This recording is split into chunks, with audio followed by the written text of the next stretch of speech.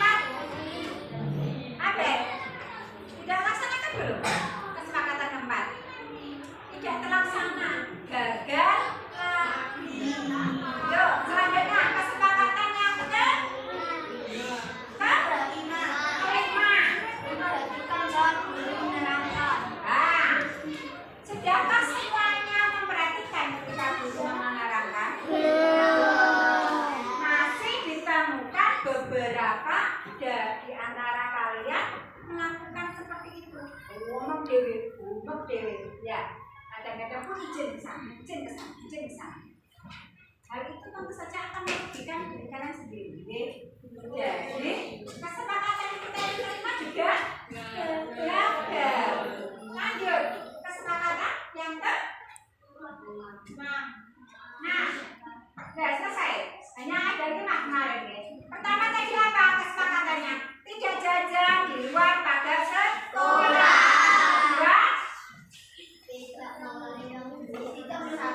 Tidak melakukan bully terhadap teman yang lain. 3. Petugas piket datang lebih awal. 4.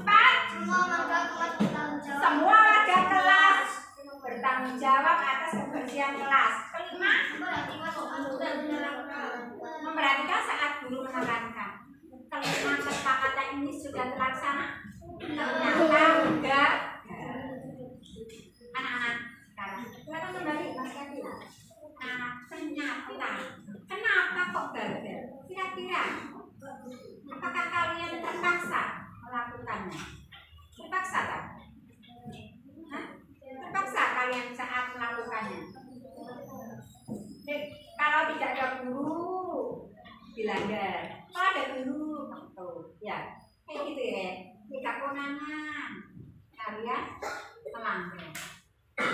Seperti saat kalian beli di luar paket sekolah, gak konangan guru nih beli, tapi kok kalau ada gurunya tidak ya. Terus lagi kalau tidak diingatkan, tidak tiket. Kenapa? Buang sampah sembarangan, konangan baru diambil. Jadi kalian akan melakukan hal-hal itu jika konangan, ya. Melakukannya karena terpaksa. Nah, benar kan? Kalau menurut pendapat saya seperti itu. Kalian melakukan kesepakatan itu karena terpaksa. Nah, sekarang kita akan ganti nih kesepakatan ini dengan kata keyakinan. Apa? Keyakinan. Sama kira-kira kalau tidak makan, keyakinannya sama apa? Yakin sama makan? Lapar. Jadi sampean tanpa disuruh supaya makan loh, makan. Yakin kalau perutmu akan sakit? Yakin. Ya kan ya? Nah inilah. Jadi yang saya maksudkan di sini, kita akan membuat keyakinan. Ya, bukan lagi kesepakatan. Kenapa? Kalau kalian yakin, kalian pasti akan melakukannya. Kamu minum? Kenapa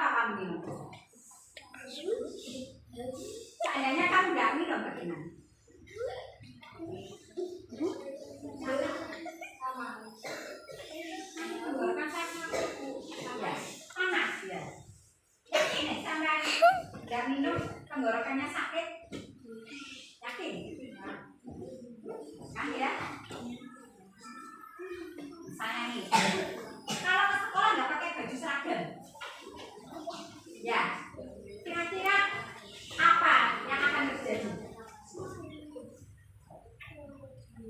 Oke, ayo, kira-kira apa yang akan terjadi jika sampean ke sekolah nggak pakai baju seragam yang sama? Seperti hari ini kita melakukan doa tahlil istighosah Jumat Legi. Tuh, kan nggak ada yang pakai baju olahraga ya? Semua kok pakai baju hitam putih. Kenapa yo? Karena takut sama gurunya? Karena apa?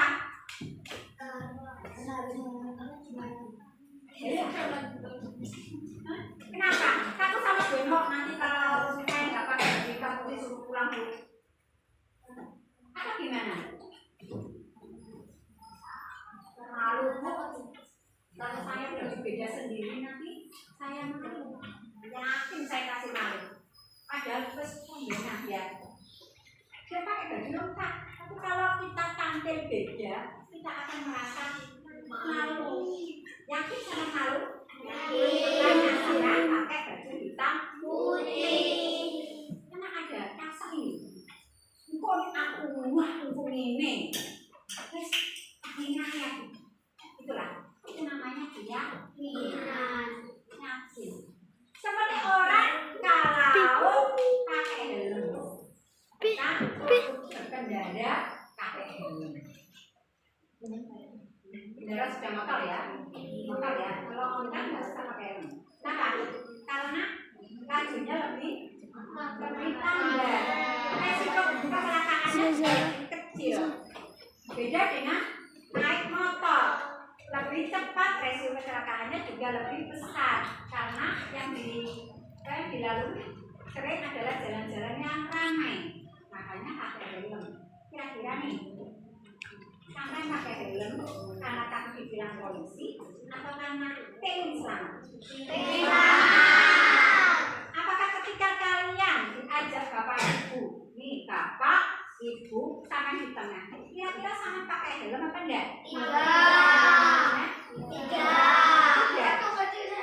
Misalnya nih, kalau misalnya bukan tidak terjadi. Misalnya kecelakaan, apakah sama tidak kecelakaan? Banyak yang kecelakaan ayah dan ibu kamu enggak? Ibu udah mengeluh.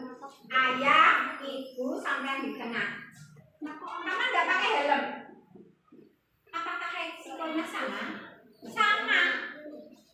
Jadi meskipun sampean di goteng tumbuh telur ya, sampean harus tetap pakai helm. Karena keselamatan sampean tidak nurut sama ibunya, tidak nurut sama ayahnya. Oh ayahku pakai helm, ibuku pakai helm, aku tidak usah pakai helm. Loh, bagaimana? Apakah ketika jatuh kepala menurut di kepala ibumu? Ya, paling kita berdiri sendiri. Kita jatuh ya kepala aku terbentuk sendiri. Kalau kita pakai helm, minimal kepala kita terlindungi. Kalau saya kalau naik motor pakai helm, yakin kenapa? Misalnya kalau saya tiba-tiba ada suatu musibah, kepala saya terlindungi.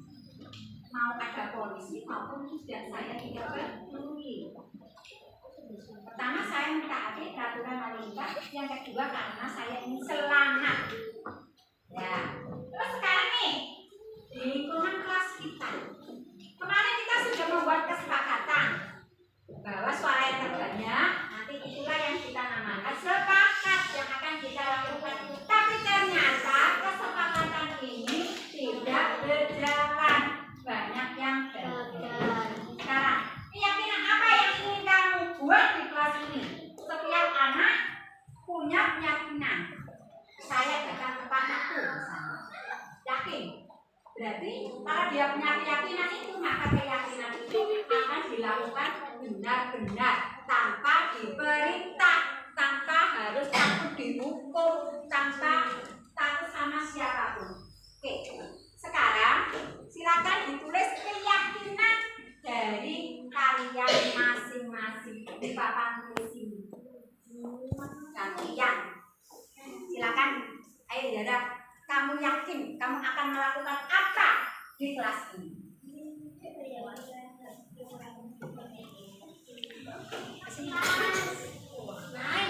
Yakin apa yang kalian lakukan di kelas ini? Kalau sudah merupakan keyakinan, pasti kalian akan mentaatinya.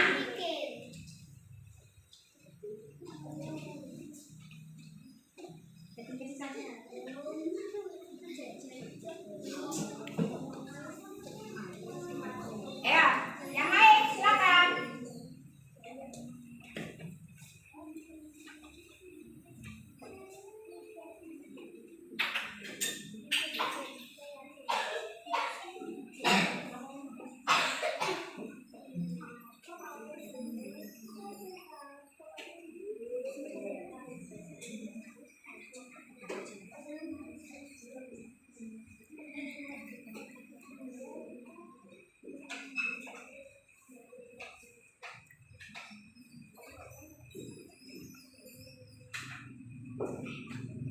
Bawahnya.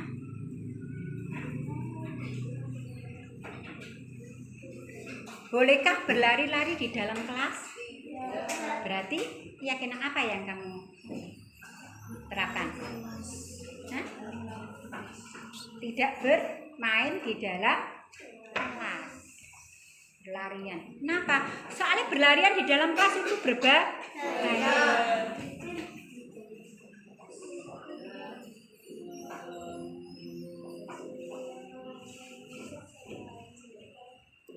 Oke, apa lagi? Ayo, Rafca.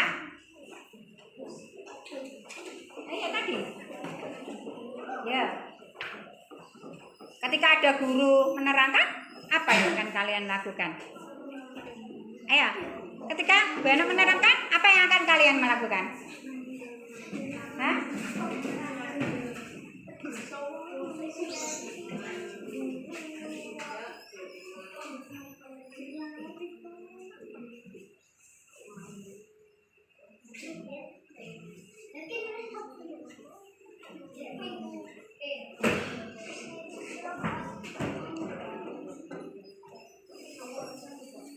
Ya, apa lagi?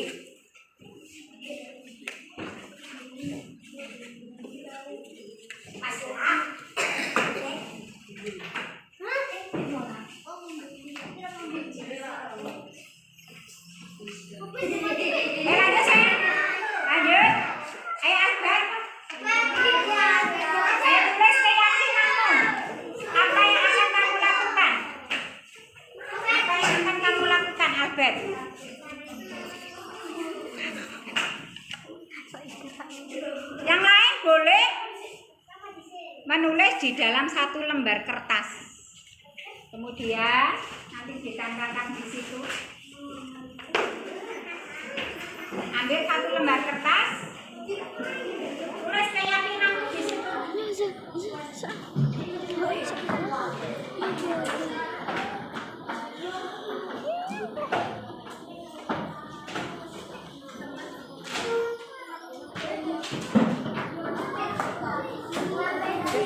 Duduk.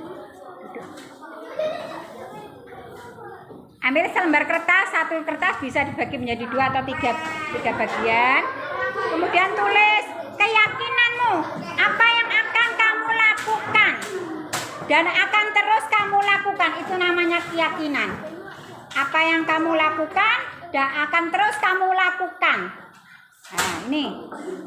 Ayo, tulis dalam satu lembar kertas. Ini bisa dibagi menjadi 4.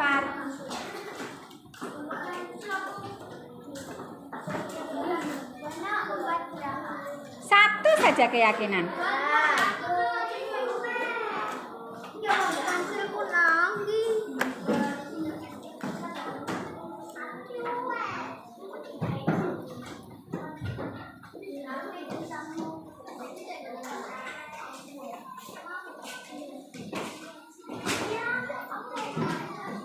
Tulis satu keyakinan.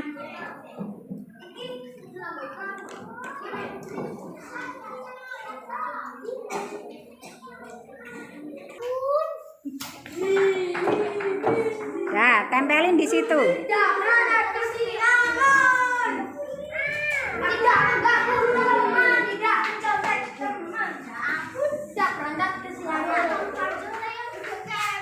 mengganggu teman.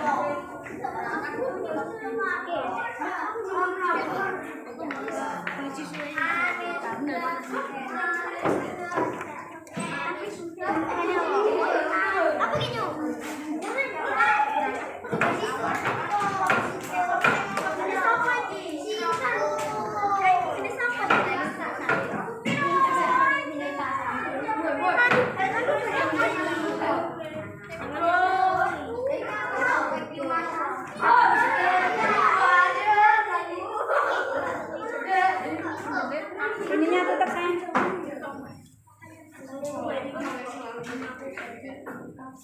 Anjay, kelas.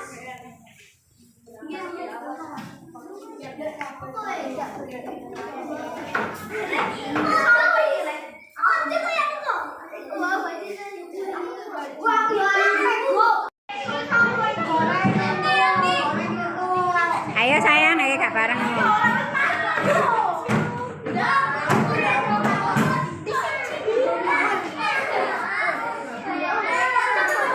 Ding ding ding ding ding.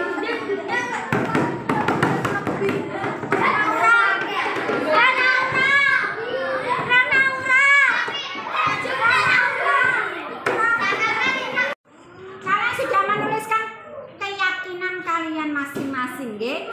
Berarti hal yang akan kalian lakukan selanjutnya tanpa harus diingatkan, tanpa harus diperintah, tanpa takut dengan siapapun. Hal ini akan kalian lakukan secara terus menerus. Tidak takut sama siapapun. Lakukannya atas kesadaran dari dirinya sendiri. Nah, inilah yang kita sebut keyakinan. Keyakinan kelas yang sudah kalian buat ini tadi nanti akan dirangkum, dicatat, dan akan saya tulis di kertas panel ini. Semua keyakinan yang ada di situ akan ditulis di kertas ini, ya, akan ditulis di kertas ini. Berarti kalau sudah ditulis di kertas ini, harus apa sayang? Harus diapakan kalau sudah ditulis ini? Harus dilaksanakan. Karena yang buat keyakinan saya atau kamu? Siapa yang buat keyakinan? Dua apa kamu? Saya. Siapa? Kalau begitu, kalau sudah jadi keyakinan, keyakinannya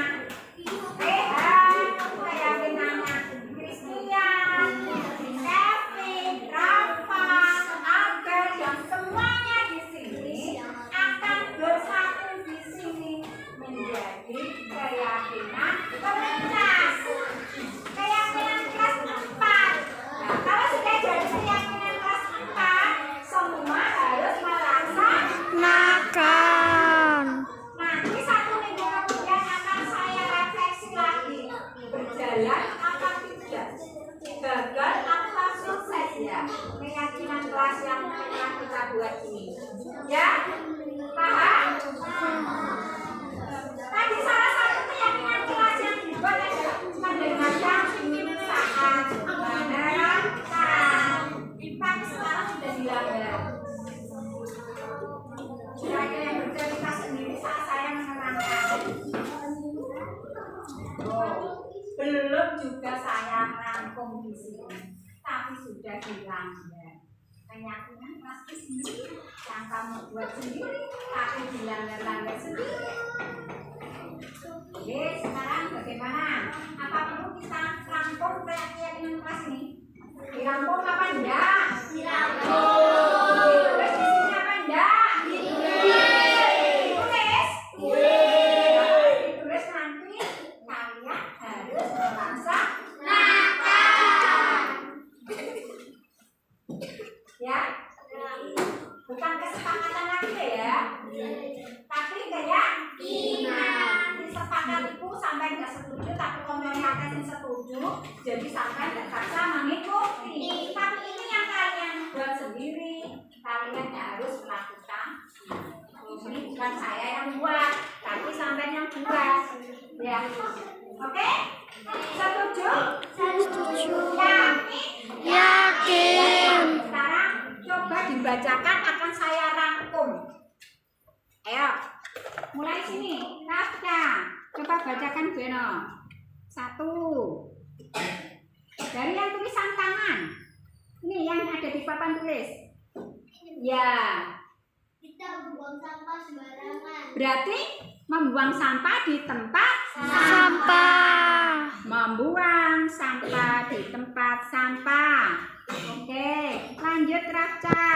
Tidak membeli jajan di luar pagar. Berarti membeli jajan di mana? Membeli jajan di kantin. Terus Tidak bermain di dalam kelas. tidak bermain di dalam kelas. Berarti bermainnya di mana? Bermain di halaman sekolah. Lanjut. Tidak membuli teman. Tidak membuli teman. Benar. Tidak membuli teman. Terus Tidak boleh ramai di dalam kelas kalau guru sedang menerangkan. berarti bagaimana? Harus mendengarkan. Mendengarkan dan tertib di dalam kelas. Terus Tidak meminta uang sama teman. nah, ini sama dengan nomor 4 tadi. Dah, sama ya. Terus lanjut. Menjaga kelas agar tetap bersih. Berarti menjaga kebersihan kelas. Oke. Lanjut, Mas. Tidak boleh lari-lari dalam kelas. Berarti bermain di halaman kelas. Ya, tidak berlari-lari berarti bagaimana di dalam kelasnya? Berjalan kalau di dalam kelas. Berjalan ya. Yuk lanjut. Berangkat sekolah makan terlebih dahulu. Sarapan sebelum berangkat sekolah. Sarapan di rumah. Ya, terus lanjut lagi. Banyak ya. Menjaga ketertiban kelas. Menjaga ketertiban kelas.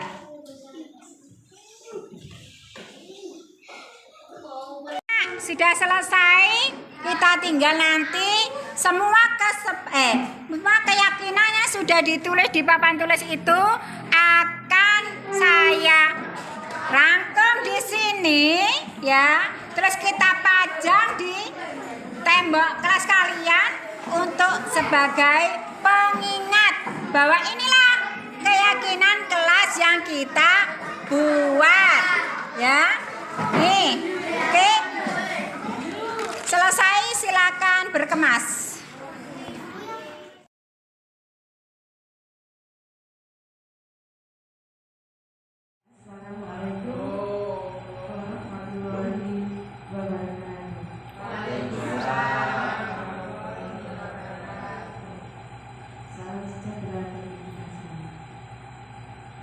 Bismillahirrahmanirrahim. Alhamdulillahirabbil alamin.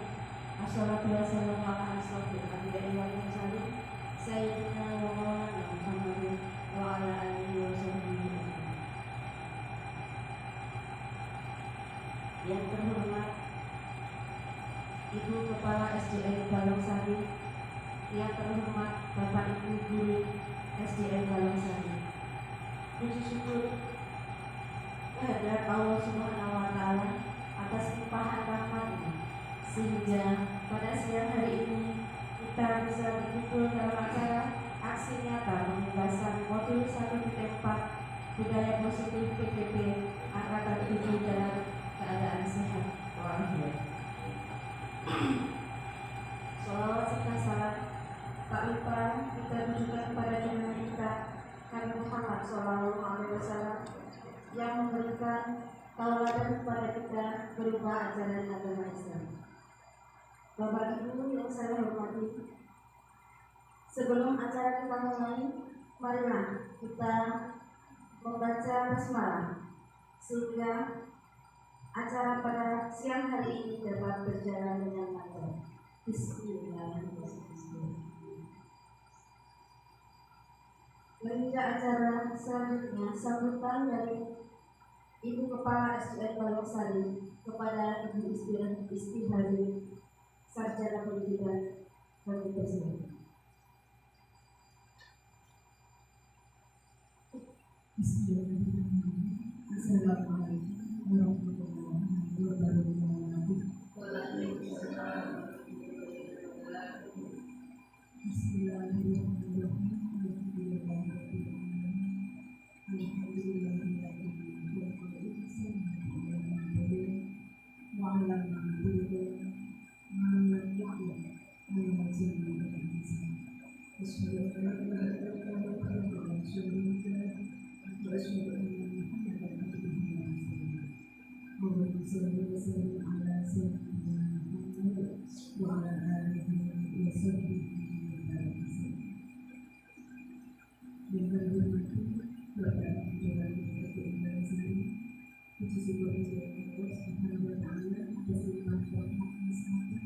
Sehingga pada siang hari ini bisa dapat berkumpul dalam acara inisiasi program guru kedua maupun sertifikat, yakni budaya positif.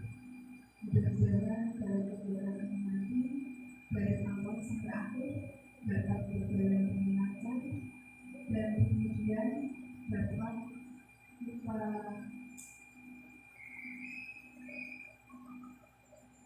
manfaatkan, dapat kita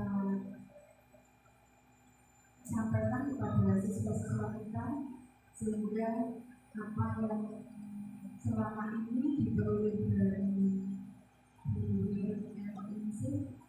dari awal pertemuan sampai akhir waktu pembelajaran nanti semuanya bisa diserap dengan baik, yang mana diawali pada hari ini diseminasi modul 1.4 yakni budaya positif. Mengawali kegiatan ini mudah-mudahan memperlancar kegiatan dialog yang bersangkutan dan manfaatnya terimbas kepada Bapak Ibu guru, utamanya dari lembaga kita sebagai Balongsari. Kita terima kasih kepada Ibu Guru Mesir ini atas semangatnya bisa mengundang kita untuk bersama di sini untuk memperoleh informasi bagi kelompok kita, yakni lembaga SDN Balongsari. Harapannya seperti saya sampaikan di awal, mudah-mudahan dengan informasi yang baru, pengalaman yang baru yang mungkin belum pernah kita dapatkan, belum pernah kita ikuti. Harapannya di kegiatan ini nanti bisa berjalan dengan lancar dan dapat kita membahas siswa-siswa. Bapak Ibu, SDN Balongsari yang saya hormati, kegiatan ini mungkin sudah terlaksana di awalnya Jombang, khususnya di Kecamatan Tegaluh, yang diawali oleh SDN Tegaluh yang hari ini diwakili oleh Ibu Isna, dan alhamdulillah lembaga kita lembaga terpilih dengan lulusnya berbentuk dari 2 tahapan seleksi. Alhamdulillah lulus dan bisa melanjutkan program selanjutnya. Untuk itu harapan saya nanti Bu Eno tidak hanya di 1.4 dan bisa kita diseminasikan kepada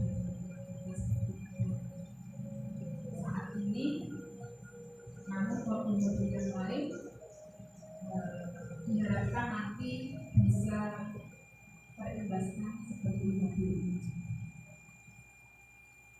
Bapak Ibu, bertitik tolak pada kegiatan pameran ini nanti kedepannya bagi Bapak Ibu yang sudah memenuhi syarat, kemarin sudah saya sampaikan di rapat-rapat sebelumnya, untuk bisa memotivasi diri kita masing-masing mengikuti program ini, yakni program guru penggerak, yang mana persyaratannya masa kerja minimal 5 tahun, sisa masa kerja 9 sampai 10 tahun, jadi 9 masih diperbolehkan. Kemudian juga lolos seleksi baik tahap 1 maupun tahap 2. Dan kebanyakan Bapak Ibu untuk program ini sepertinya agak ditakuti oleh Bapak Ibu guru kita. Alasannya apa? Karena nanti kedepannya seleksi untuk mengisi formasi kepala sekolah ini sudah melalui dari guru penggerak. Tidak hanya kepala sekolah, tetapi pengawas juga bisa dari guru penggerak. Tinggal nanti formasi yang lebih dulu yang mana itu nanti bisa kita isi dari calon guru dari program guru penggerak. Bisa juga dengan program sekolah penggerak, yang mana kepala sekolahnya lulus seleksi baik itu tahap 1 maupun tahap 2. Dan kebetulan Kecamatan Tegalog sudah diawali dari Satuan Pendidikan SDN Tegujo yang sudah lolos. Sepertinya ini nanti terakhir untuk dana yang digunakan dari pusat. Untuk selanjutnya nanti program sekolah penggerak dananya hanya dari pemerintah daerah setempat. Jadi ini untuk yang terakhir yang di SDN. Bapak Ibu yang kami hormati, mungkin ini sekilas pemaparan dari kami sebagai SDN Sari. Mudah-mudahan apa yang saya sampaikan bermanfaat bagi kita semua. Mohon maaf apabila ada salah kata dalam yang menyampaikan. Intinya saya mengucapkan Assalamualaikum warahmatullahi wabarakatuh.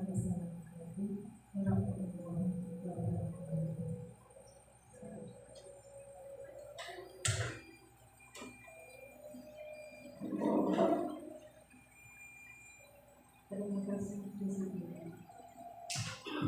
acara selanjutnya sambutan dan materi dari Bu Lilin Enok kepada Bu Lilin Enok disuruh. Assalamualaikum warahmatullahi wabarakatuh.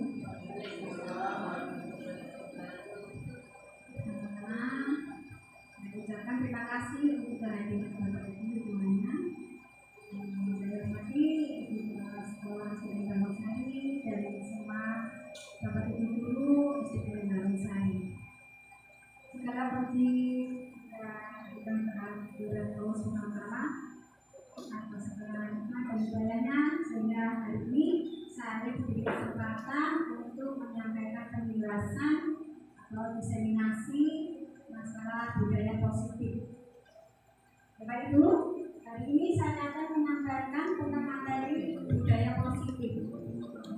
Budaya positif yang saya ambil hari ini adalah tentang bagaimana cara kita membantu menyelesaikan persoalan dari siswa kita yang ada di sekolah.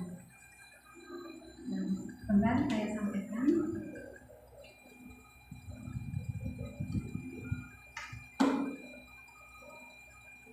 Judulnya adalah penerapan segitiga restitusi dalam menyelesaikan permasalahan siswa di sekolah.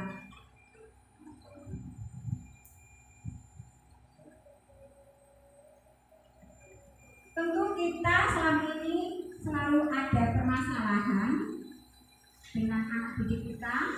banyak sekali terjadi beberapa pelanggaran yang kita anggap itu pelanggaran.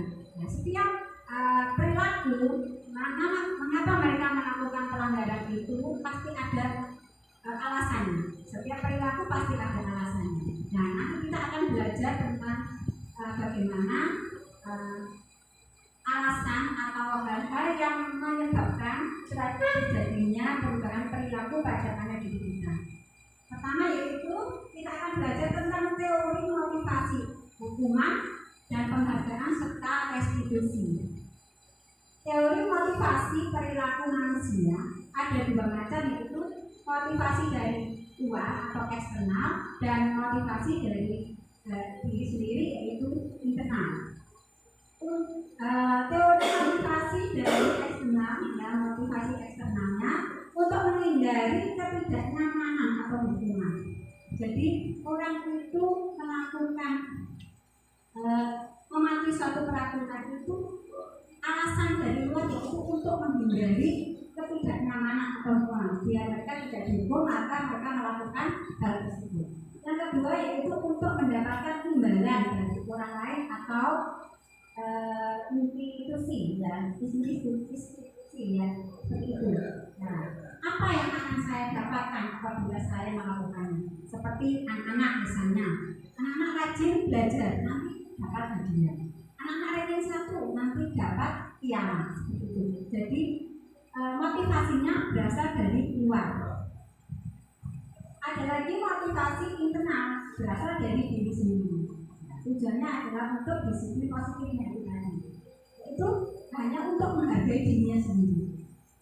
Kalau misalnya saya rajin, saya pasti akan pandai untuk diri saya sendiri, bukan untuk orang lain, bukan karena orang lain.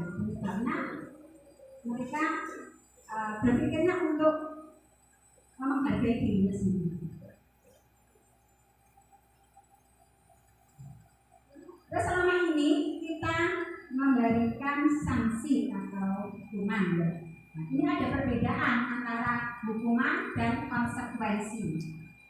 Hukuman adalah bersifat tidak terencana atau tiba-tiba.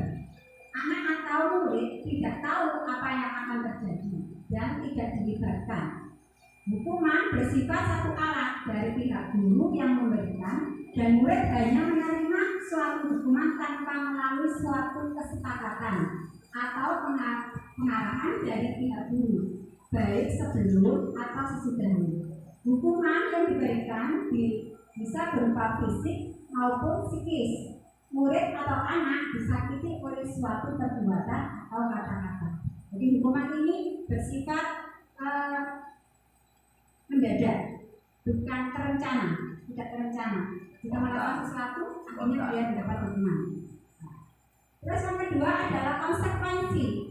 Bedanya ini, konsekuensi adalah sudah terencana atau sudah disepakati, sudah dibahas dan disetujui baik oleh murid maupun guru. Umumnya bentuk-bentuk konsekuensi dibuat oleh pihak guru atau sekolah dan murid sudah mengetahui sebelumnya konsekuensi yang akan diterima atau akan diterima bila ada pelanggaran. Ini ada perbedaan antara hukuman dan konsekuensi, ya. Jelas adalah hukuman, perbedaannya hukuman dan konsekuensi. Jadi konsekuensi itu kita sudah tahu. Kalau saya melakukan ini, saya akan mendapatkan ini. Itu namanya konsekuensi. Ya. Jadi hal itu sudah disepakati. Sudah tahu. Seperti anak yang tidak membawa topi ketika upacara. Itu bukan hukuman, tapi konsekuensi. Karena kita sudah tahu kalau melanggar peraturan seperti itu pasti nanti akan kena sanksi seperti itu. Beda dengan hukuman. Nah ini ada istilah baru yaitu dihukum oleh penghargaan. Kok bisa dihukum oleh penghargaan? Kenapa penghargaan itu menghukum? Ini penjelasannya. Dari Alfikon itu tulisan Bayi Reward 1993 wawancara ASCD Anwar. Ini menerangkan mengatakan bahwa penghargaan maupun hukuman adalah cara-cara mengontrol perilaku seseorang yang menghancurkan potensi untuk pembelajaran yang sesungguhnya. Menurut Kohn, secara ideal tindakan belajar itu sendiri adalah penghargaan sesungguhnya.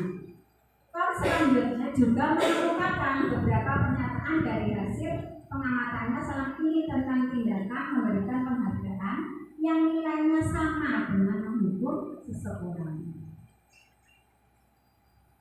Ini 1. Pengaruh jangka pendek dan jangka panjang. Penghargaan efektif jika kita menginginkan seseorang melakukan sesuatu yang kita inginkan dalam jangka waktu pendek. Ini sering kita lakukan pada murid-murid kita ya. Misalnya, nanti kalau kamu mengerjakan bisa nanti saya kasih bintang 1 atau bintang 2 seperti itu. Tapi jangkanya pendek, hanya beberapa waktu itu saja. Jika kita menggunakan penghargaan lagi dan lagi, maka orang tersebut akan bergantung pada penghargaan yang diberikan serta kehilangan motivasi dan niatan. Misalnya, kalau suatu hari di kelasnya Bu Iit misalnya, Bu Iit sudah terbiasa anak yang mendapat atau anak yang hari itu berprestasi mendapat nilai 100 dikasih reward bintang 1 misalnya. Nah, suatu hari Bu Iit nggak masuk ya, misalnya Bu Iit nggak masuk, terus digantikan sama Bu Ari. Nah, Bu Ari tidak mengetahui metode yang dilaksanakan oleh Bu Iit. Anak-anak mendapatkan nilai 100, tidak diberi bintang sama Bu Ari. Nah, anak-anak merasa bagaimana? Kecewa, ya, kecewa. Oh, aku nggak dapat bintang. Ya udah, aku nggak mau usaha lagi. Jadi motivasi dari dirinya tidak ada. Nah, karena itu tadi dia mau belajar karena mau dapat bintang atau reward. Yang kedua, penghargaan tidak efektif. Maksudnya adalah suatu penghargaan adalah suatu benda atau peristiwa yang diinginkan, yang dibuat dengan persyaratan. Hanya jika Anda melakukan hal ini, maka Anda akan mendapatkan penghargaan yang diinginkan. Jika saya mengharapkan suatu penghargaan dan tidak mendapatkannya, maka saya akan kecewa dan berkecil hati, serta kemungkinan lain kali saya tidak akan berusaha sekeras sebelumnya. Ini juga sering kita lakukan ya. Misalnya topi kemarin kita memberikan hadiah untuk anak-anak yang prestasi ranking 1, ranking 2, ranking 3 kita beri hadiah bisa berupa alat tulis ataupun trofi. Tapi suatu ketika ternyata saingannya lebih banyak, dia tidak dapat ranking 1, 2 maupun 3, mungkin ranking 4. Dan ranking 4 tidak termasuk yang mendapatkan jatah trofi misalnya. Nah, di saat itulah ini terjadi. Jadi tidak efektif. Oh, saya nggak dapat itu lah. Saya nggak akan bekerja sekeras itu lagi.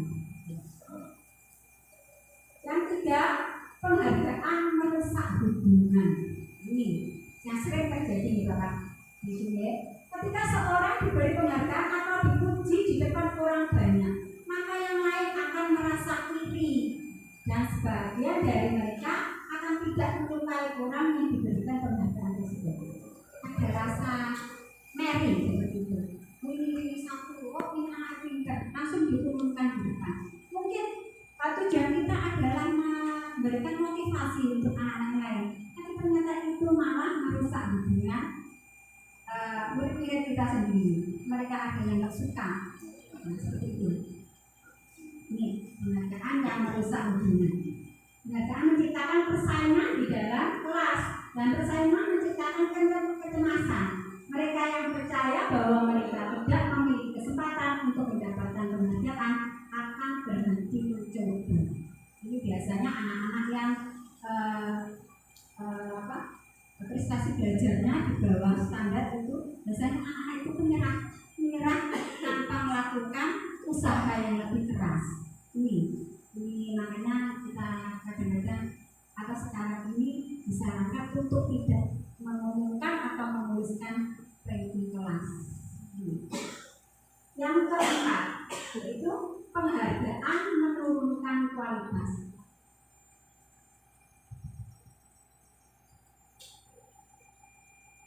Pengamatan dilakukan pada sekelompok mahasiswa atau yang sedang bekerja praktek di sebuah surat kabar universitas. Saat itu mereka sedang belajar menuliskan sebuah artikel tentang sebuah judul berita utama. Seiring waktu, mahasiswi tersebut semakin mampu bekerja dengan cepat. Kemudian, ada beberapa mahasiswa yang dibayar untuk setiap judul berita utama yang mereka mampu hasilkan.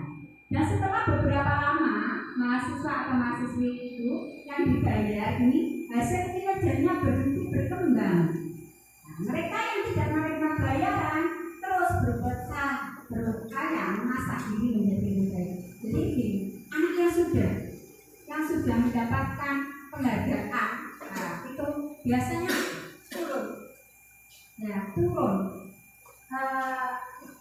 kinerjanya turun. Nah, sementara mereka yang belum mendapatkan itu berusaha untuk terus berusaha. Nah, ini yang sudah mendapat penghargaan ini artinya kalah dengan yang sudah mendapat, yang belum mendapatkan. Yang kelima,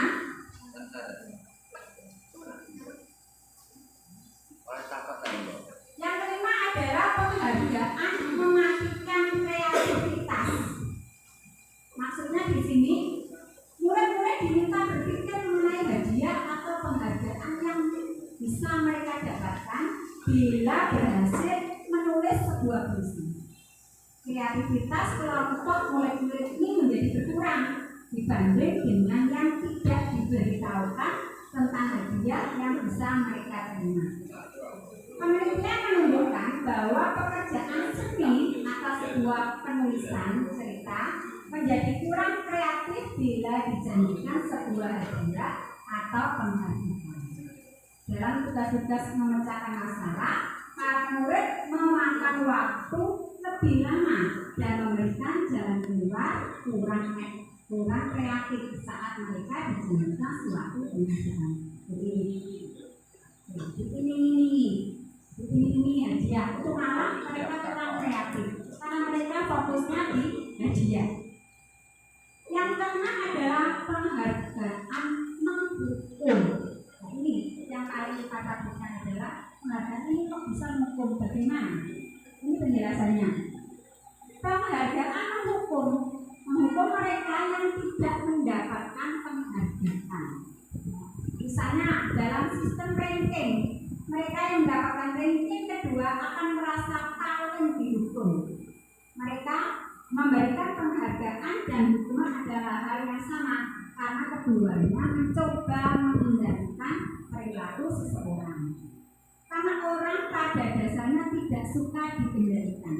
Dalam jangka waktu lama, penghargaan akan terlihat sebagai hukuman. Jika suatu penghargaan diharapkan, namun Anda tidak mendapatkannya, maka Anda akan merasa dinilai. Seperti itu. Jadi kesimpulannya dari sini, penghargaan itu tidak hanya, ternyata penghargaan itu bukan memberikan kebahagiaan pada kita, hanya sementara, tapi efek negatifnya lebih besar. Yang nomor 7, motivasi dari dalam diri. Ini yang harus kita miliki, ya. Saat seorang anak belajar untuk pertama kali menggabungkan huruf-huruf dan kata-kata serta menyadari bahwa ia dapat membaca. Biasanya ini timbul di kelas 1 atau anak TKB. Mereka berusaha untuk mengenali huruf.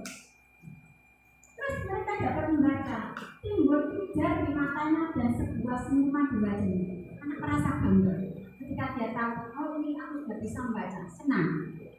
Nah, anak tersebut begitu gembira bahwa ia telah mempelajari dan menguasai suatu keterampilan baru. Kesadaran akan kemampuannya bahwa dia sudah dapat membaca sesungguhnya merupakan sebuah penghargaan. Jika kita memberikan penghargaan kepada seorang anak pada saat dia sedang merasa bangga dengan pencapaiannya sendiri, maka kita akan mengambil kegembiraan yang saat itu sedang ia rasakan secara alami. Jadi ketika anak itu sudah bisa, tidak perlu berkomentar apa-apa. Hanya kita perhatikan saja, itu aja sehingga dia merasa bahagia dan bangga secara alami. Ini Bapak Ibu. Tadi di awal sudah saya sampaikan bahwa setiap perilaku itu pasti ada alasannya. Alasan-alasan inilah yang akan mendasari perilaku yang kita lakukan. Itu kebutuhan dasar manusia itu ada 5. Pertama, kasih sayang dan rasa diterima atau love and belonging. Yang kedua, kesenangan atau fun. Ketiga, kekuasaan atau penguasaan atau power. Yang keempat, kebebasan atau freedom. Yang kelima, bertahan hidup atau survival.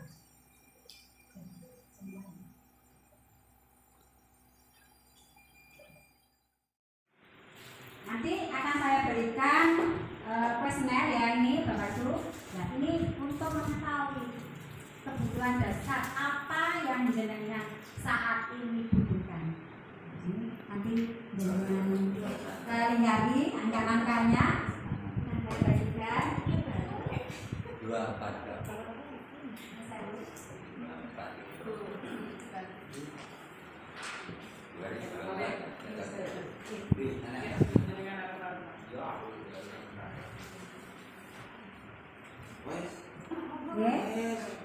Berdasarkan situasi yang sesuai dengan diri jenengan saat ini, ya.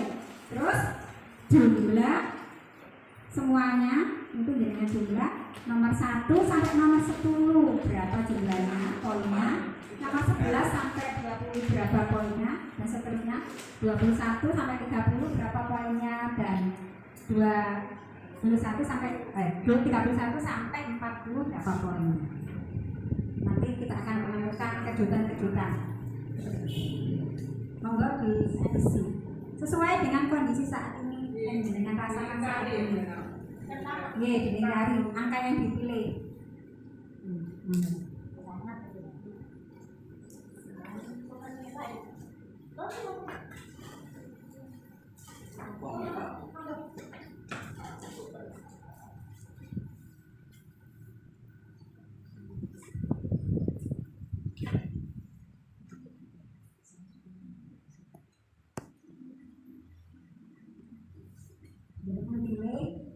Yang tidak benar, kadang-kadang iya, kadang-kadang enggak, terus sangat benar.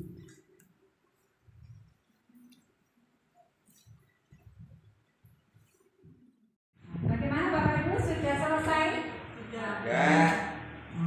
Sekarang jenengan sudah mentotal dari nomor 1 sampai 10, 11 sampai 20, 21 sampai 30, dan 31 sampai 40. Sekarang dari skor-skor yang tadi jenengan jumlah, manakah yang paling banyak? Monggo pilih digeser slide-nya ke bawahnya. Inilah kebutuhan jenengan. Skor yang paling banyak itulah kebutuhan jenengan. Apalagi kebutuhan mana yang jenengan? Yang paling banyak sekali jenengan kekuasaan. Kekuasaan apa namanya? Apa Bu? Bu Raya? 31 sampai 40. 31 sampai 40. Oh, rekreasi. Dan kesenangan. Oh ternyata hari ini saat ini yang dirasakan Bu Ari itu pengen jalan. Ini pengen healing Bu Ari. Penganan deh alasannya ya. Yang paling banyak skor yang mana yang paling banyak jenengan? Nomor 11 20. 11 sampai 20. Wah, Pak Kolik pengen jadi apa iki? Pak Kolik ingin menguasai, sudah menguasai ruang UKS. Sudah menguasai. Ya yuk, mana yang paling banyak? Jujur ya Bapak ya, jujur. Kita tadi kan ngisi kuesionernya itu dengan sesuai dikurangi ada pasangan. Berapa biayanya? Kenangan. Yang mana biaya yang paling banyak?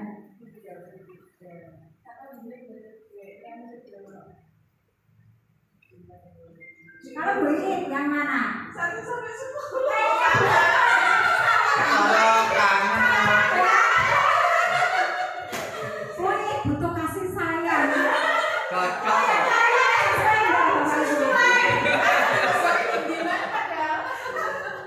Jujur ini perasaan kita yang sesungguhnya saat ini. Dari tulisannya itu tadi kita tahu. Satu sampai 10. Kasih sayang, butuh kasih sayang dan rasa diterima. Seperti itu. Kasih sayang dari Bapak Ibu. Iya. Kasih sayang seperti apa, Bu? Tidak hanya dari suami anak yang lain. Pak Yuda programnya beda. Kalau Kak Yuda apa Pak Yuda? 1 sampai 10, Bu. Oh, kan jadi. Kalau Pak Ferry apa Pak Ferry? 1 sampai 10. Ternyata, Bu, ini saingan ya. Tuh, Lurah sama Pak Kole. Paling kurang 5. Iya. Kayaknya seperti healing ini. Cocok. Ya, Kita akan karena kebutuhan dasar manusia tadi kan adanya kebutuhan akan kasih sayang dan rasa diterima, kekuasaan, kebebasan, keselamatan, dan kekuasaan. Bertahan hidup. Tapi di sini tidak ada. Ada yang bertahan hidup. Caranya berarti belum bawa kali. Mereka kasih sayang kafe. Memang Juga. iya. Ada beberapa. Terus saling mempertahankan. Iya. Itu salah satunya yang rasa diterima. Iya. Secara jujur itu kata-kata menurut kasih sayang. Tiga hal itu ternyata yang saat ini kita butuhkan. Selanjutnya untuk lebih jelasnya, marilah kita simak video tentang bagaimana penjelasan tentang 5 kebutuhan. Budaya sekolah yang positif dengan lingkungan yang aman dan mendukung murid untuk menjadi pribadi yang berdaya, seimbang, dan bahagia. Salah satu upaya yang dapat dilakukan oleh guru adalah memahami kebutuhan dasar yang mendasari perilaku murid. Pada video kali ini, kita akan membahas tentang 5 kebutuhan dasar manusia.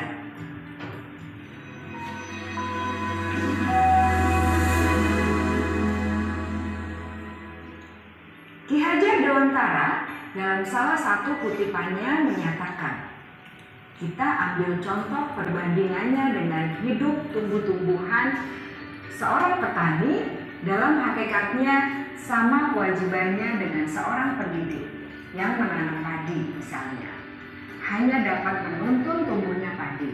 Ia dapat memperbaiki kondisi tanah, memelihara tanaman padi, memberi pupuk dan air, membasmi ulat-ulat atau jamur-jamur yang mengganggu hidup tanaman padi, dan lain sebagainya. Ketika guru memahami kebutuhan apa yang mendasari perilaku murid, guru berusaha menuntun dan mendukung murid dalam memenuhi kebutuhannya secara positif.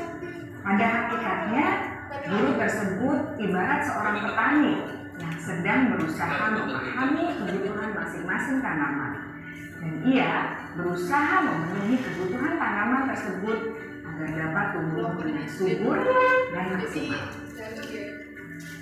Dr. William Glasser, seorang psikiater dari Amerika Serikat, menyatakan bahwa seluruh tindakan manusia memiliki tujuan tertentu, yaitu memenuhi kebutuhan dasarnya. Ketika kelima kebutuhan terpenuhi dan mendasari tindakan mereka.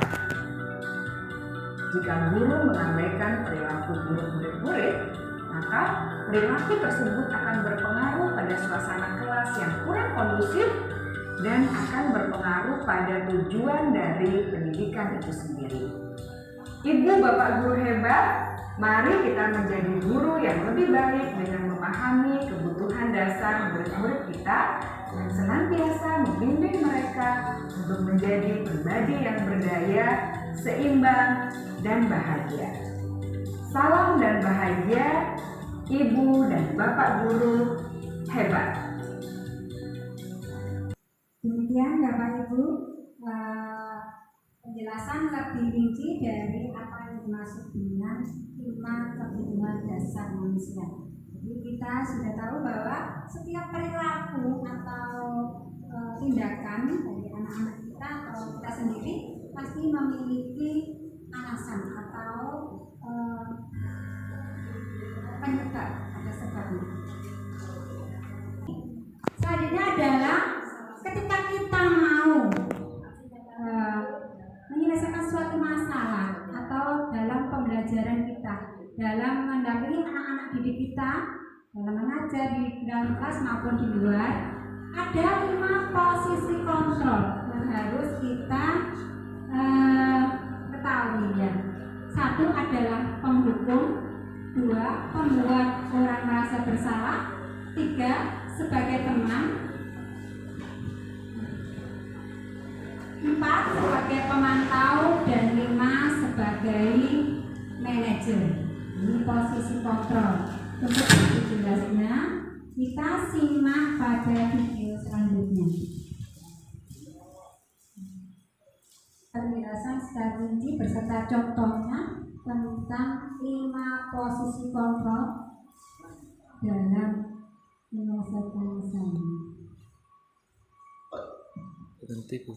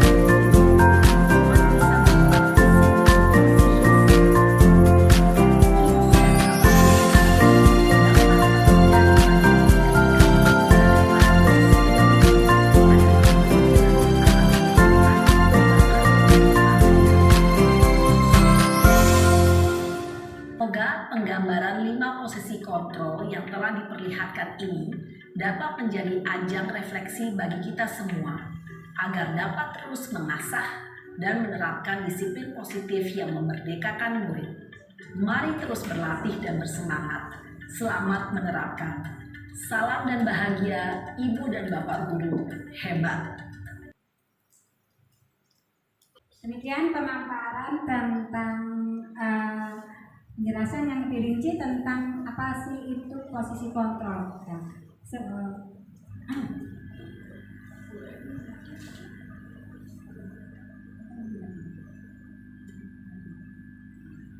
Terus bagaimana cara kita agar kita bisa berada di posisi yang terbaik, yaitu posisi manajer. Tadi sudah disebutkan atau digambarkan berbagai contoh penerapan pada kelima posisi kontrol tersebut. Hari ini kita akan belajar juga tentang apa sih itu restitusi. Restitusi adalah proses menciptakan kondisi bagi murid untuk memperbaiki kesalahan mereka, sehingga mereka dapat kembali kepada kelompok mereka dengan karakter yang lebih kuat. Restitusi juga adalah kolaboratif yang mengajarkan murid untuk mencari solusi untuk masalah dan membantu murid berpikir tentang orang seperti apa yang mereka inginkan dan bagaimana mereka harus memperlakukan orang lain.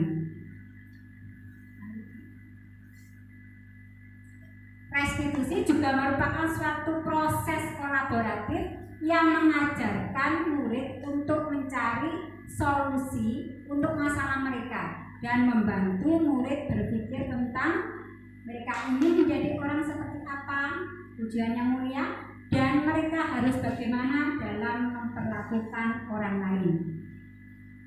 Nah, ini tadi pada posisi kontrol yang sudah diterapkan Bu Guru kepada Naren, ini adalah menggunakan sudah yakin pasti akan melakukan. Jadi, makanya disebut keyakinan.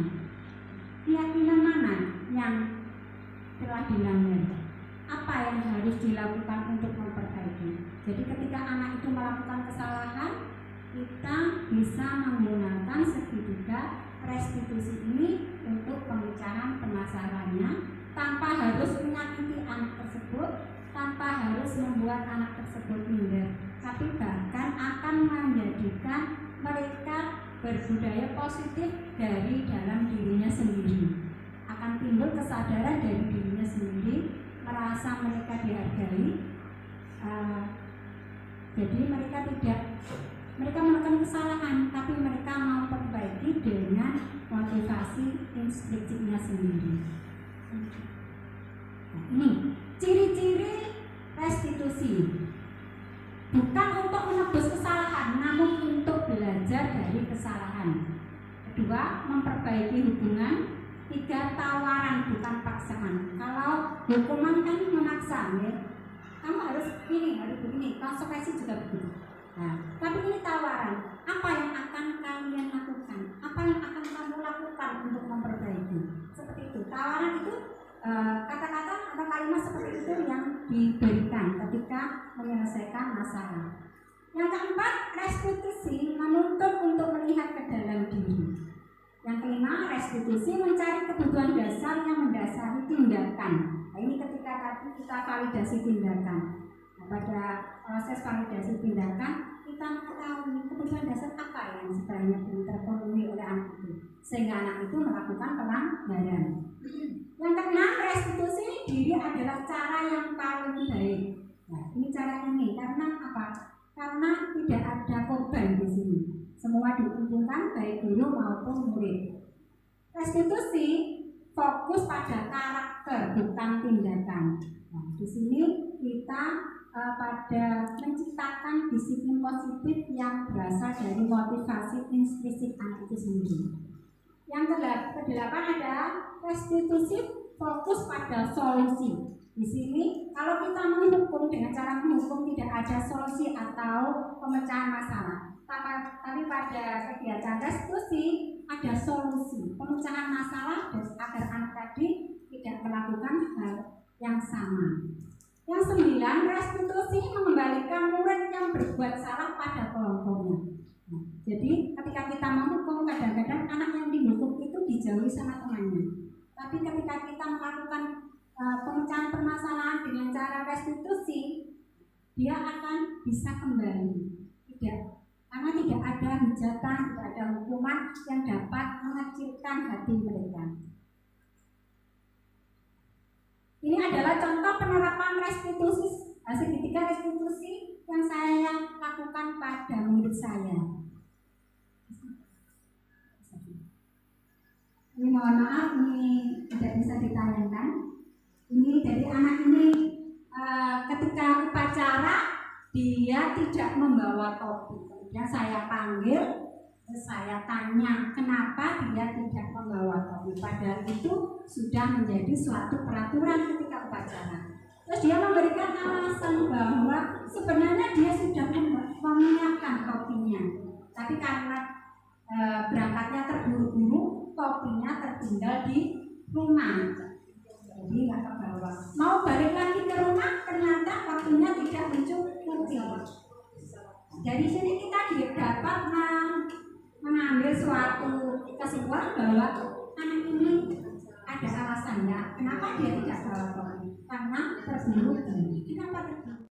Kita cari solusinya bersama-sama dengan cara menawarkan. Jadi anak itu akan mencari penyelesaian dari masalahnya sendiri. Demikian Bapak Ibu, hal-hal yang dapat saya sampaikan untuk materi budaya positif dalam menyelesaikan permasalahan siswa di sekolah kita. Semoga memberikan manfaat bagi kita dan pembelajaran baru bagi kita semua. Terima kasih untuk kehadirannya. Assalamualaikum warahmatullahi wabarakatuh.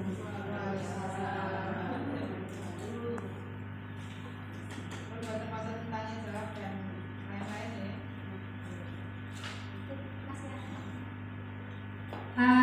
Apabila ada hal yang kurang berkenan atau masih ingin ditanyakan, monggo sekarang sesi tanya jawab. Nah, kalau aku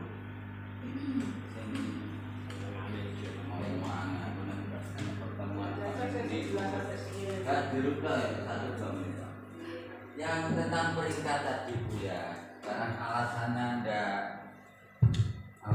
enggak boleh dituliskan karena kan termasuk pertempuran anak itu ada yang patah semangat karena tidak dapat peringkat ya. Tapi kalau di kelas 6 untuk PPDB itu kalau tidak ada peringkat tidak bisa jalur prestasi, ini gimana? Apa bertentangan PPDB-nya dibubarkan cara itu? Di PPDB itu nilai apa peringkat, Pak? Peringkat, nilai peringkat 1, 2, 3 untuk akademis. Sekarang ini. Maksud pertanyaan saya di PPDB itu yang digunakan anak ini peringkat 1 atau peringkat 2 atau jumlah dari nilai kumulatif semuanya dijumlah rata-rata. Nah, itu misalnya kalau rata-rata untuk masuk ke SMP rata-rata nilainya harus 80 misalnya. Tidak harus, hanya peringkat 1, 2, 3 di lembaga tersebut. Bukan karena nilai. Bukan. Nah, mungkin ya Pak ya. Mungkin sistem seperti ini yang harus kita ubah ya. Karena untuk peringkat itu rasanya tidak adil karena setiap anak setiap sekolahan memiliki potensi yang berbeda. Misalnya SD1 dengan SD2. Di sini misalnya peringkatnya dengan nilai yang 90 sampai 80 sampai 90, ranking 1 atau 2. Terus di sana nilainya ternyata KKM-nya rendah ya. Beda lagi di sana 80 sudah peringkat 1 misalnya. Sementara kalau di sini 90 baru peringkat 1. Itu namanya tidak adil. Kalau Ya, masuk menurut ke saya SD. tidak adil juga, itu kan merugikan anak juga. Ya, merugikan. Misalnya di Duku Arum 7 anak untuk peringkat 1, 2, 3 itu mudah. Itu kalau orang tua ngerti bisa sekolah ke sana. Ya. Sini 36 anak peringkat 1, 2 sulit banget peringkat ke sekolahnya. Itu kelemahan dari sistem peringkat Ya. di lembaga kita, bukan lembaga kita saja ya, di Berarti instansi kita. sistem PPDB bertentangan dengan Iya, iya, memang Pak. Kayak peringkat itu memang kenyataannya seperti itu dapat kita akui. Terus untuk memang sebagai pengukuran itu hanya menjadi rahasia dari guru kelas. Ini anak yang nomor 1, ini nomor 2 tidak usah diumumkan. Iya. Nah, itu tadi adanya ke-7 hukuman ya, penghargaan menjadikan hukuman itu tadi. Kita takutnya akan terjadi seperti itu. Tapi kalau untuk PPDB ya terpaksa tidak bisa menyembunyikan yang itu Ya, ketahuan akhirnya. mungkin dapat dikecualikan seperti itu. Berarti bertentangan itu Bu. Ya. Nah, ini kan sistemnya sekarang harus terus diperbaiki. Ya. Sistem pendidikan kita diperbaiki secara perlahan, sedikit demi sedikit menyempurnakan.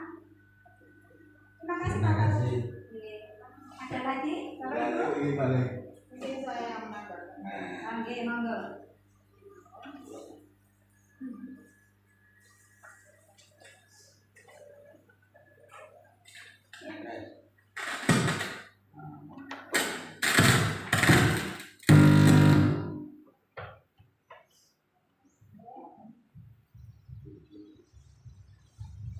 Assalamualaikum warahmatullahi wabarakatuh. Sebentar mawon ya untuk menanggapi apa yang disampaikan oleh Pak Bolik berhubungan dengan materi yang sudah kita terima bersama, hubungannya dengan PPDB. Mungkin kalau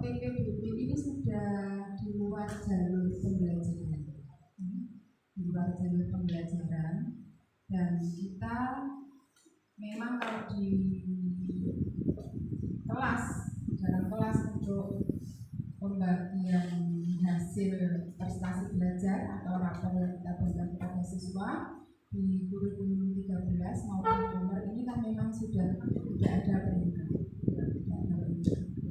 Namun untuk PPDB ini peringkatnya sudah bukan berupa prestasi hasil belajar atau rapor lagi. Akhiri acara ini dengan doa. Seperti mungkin dapat kita menyebutnya. Alhamdulillahirobbilalamin. Bismillahirrahmanirrahim. Alhamdulillahirabbil alamin. Allahumma shalli ala sayyidina Muhammad wa ala alihi wa sahbihi wa afal wa taqabbal lana bi hajjati wa hajjati wa rahmina bi hamdihi sayyi'at wa tarfa'u wa hajjat wa darajat wa dalil wa sallallahu Allahumma inna nas'aluka salamatan fid din wa afiyatan fil jasad wa ziyadatan fil ilmi wa barakatan fil rizqi wa tawbatan qabla al-maut wa rahmatan indal maut wa maghfiratan ba'da al-maut. Allahumma hawwin 'alaina fi syakaratil maut wa najatan minan nar wa taqabbal hisab. Rabbana la tuzigh qulubana ba'da idh hadaytana wa hab lana min ladunka rahmatan innaka antal wahhab. Rabbana atina fid dunya hasanah wa fil akhirati hasanah wa qina adzabannar. Subhana rabbika rabbil izzati amma yasifun. Wassalamun ala mursalin walhamdulillahi rabbil alamin. Fatihah. Dari saya sekian. Assalamualaikum warahmatullahi wabarakatuh.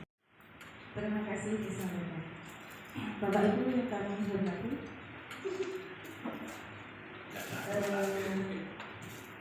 dengan berakhirnya acara pada siang hari ini, saya sebagai pembawa acara mohon maaf jika ada salah-salah kata. Akhirul kalam, wabillahi taufiq wal hidayah. Wassalamualaikum warahmatullahi wabarakatuh. Waalaikumsalam warahmatullahi wabarakatuh.